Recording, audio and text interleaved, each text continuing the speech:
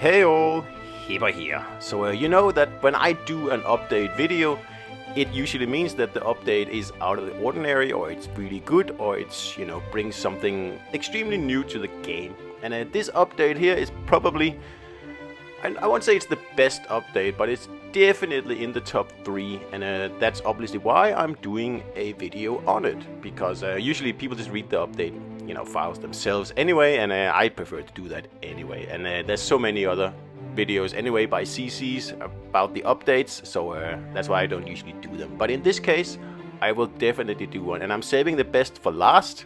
So you'll have to, see all the boring stuff first, and then I'll cover what I think is the most important part in the end, and it's not what you think it might be.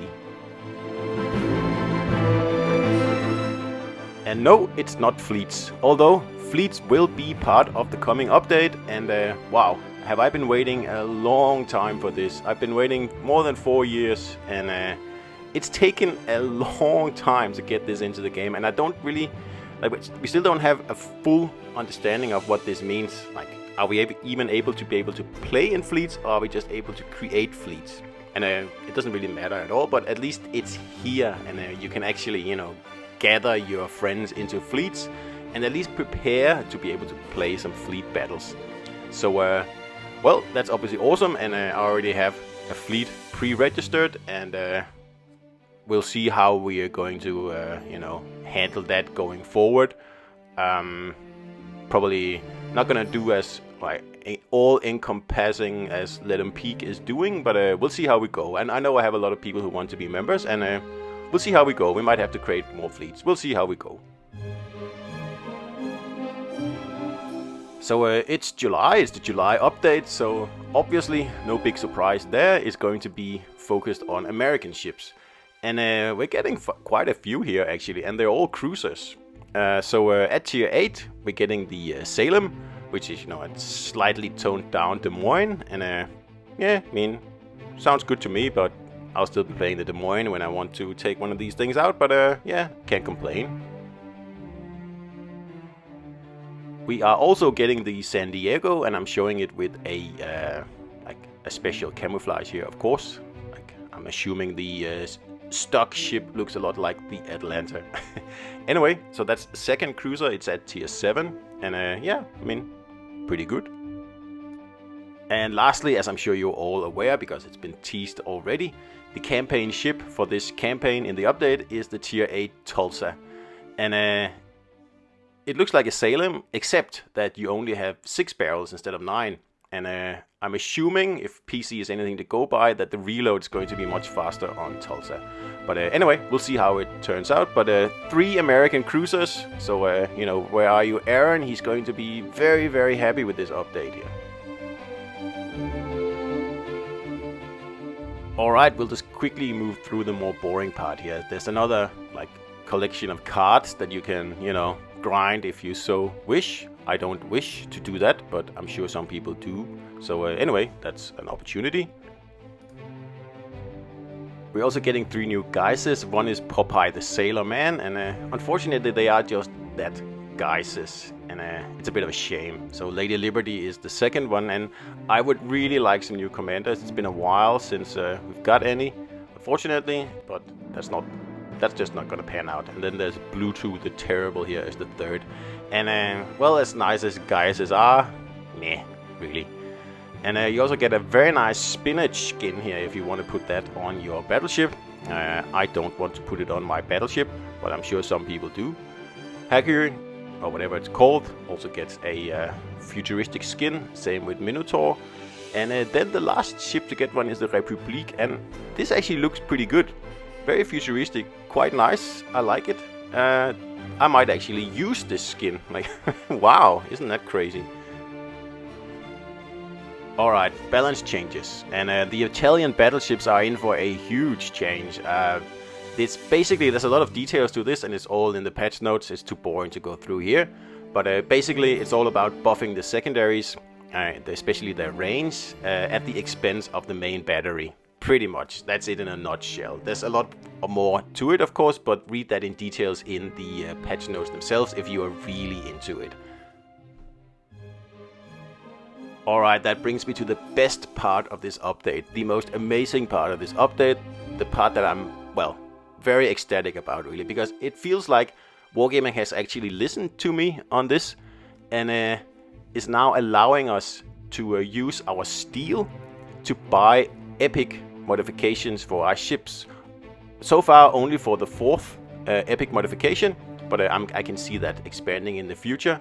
So I've asked them to, can you like make this game a little bit more like Diablo, for example, where you can, you know, outfit your ships and make them totally different from other people's ships, and they've listened. And wow, this is the best part of the update, and I love it. I think it's fantastic, and I can see this going so much further than where it is now, because we have like in 4 or 5 modifications that are just ripe for being turned into epic, and also legendary modifications.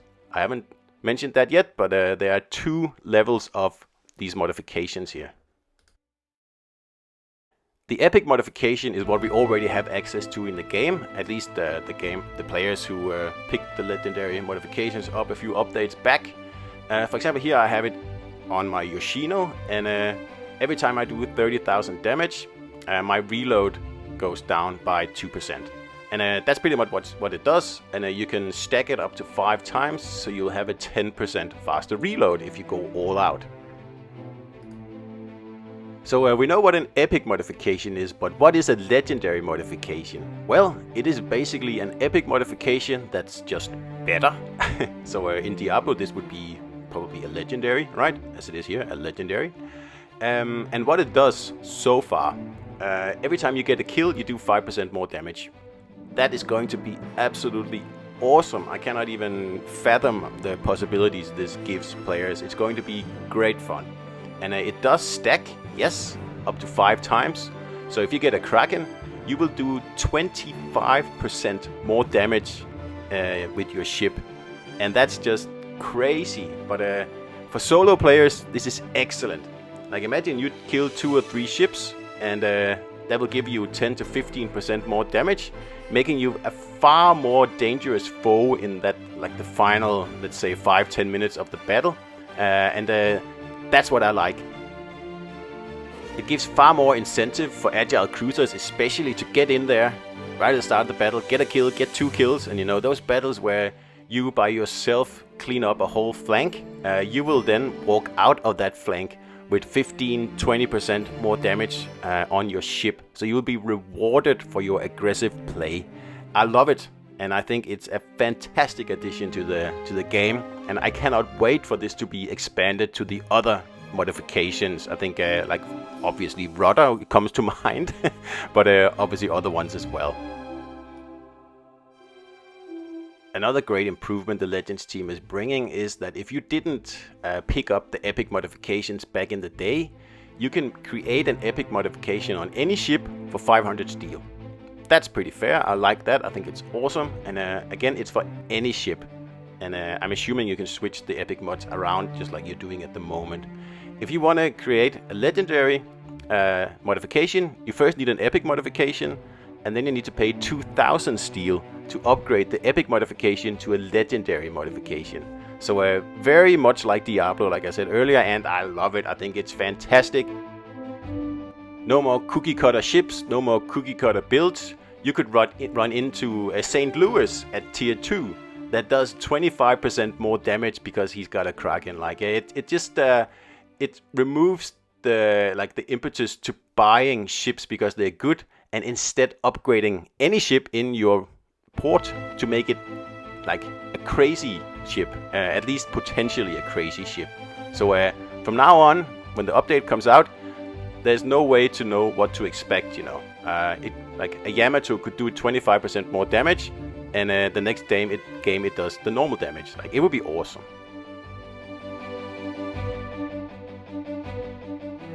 So as you can probably tell, I'm very excited about this update, and it's just in time because I was losing interest in the game, and wow, I'm hoping this will save. Let's see how deep the fleet's addition is. But anyway, just the addition of the new epic and legendary modifications is going to keep me busy for a long time. And like I said, I hope Wargaming expands on this like a lot. a lot. So we get like epic and legendary rudder modifications, acceleration modifications, and everything really. And they can even expand it to commanders as well for the individual perks. But anyway, I'm dreaming right now. What I'm saying is that this update here pretty much finishes World of Warships Legends into a full-blown game. This is what has been missing for the last 4 years, and fleets are now here, and legendary modifications are here, and all we need now is training rooms, and this will be a full-price game pretty much.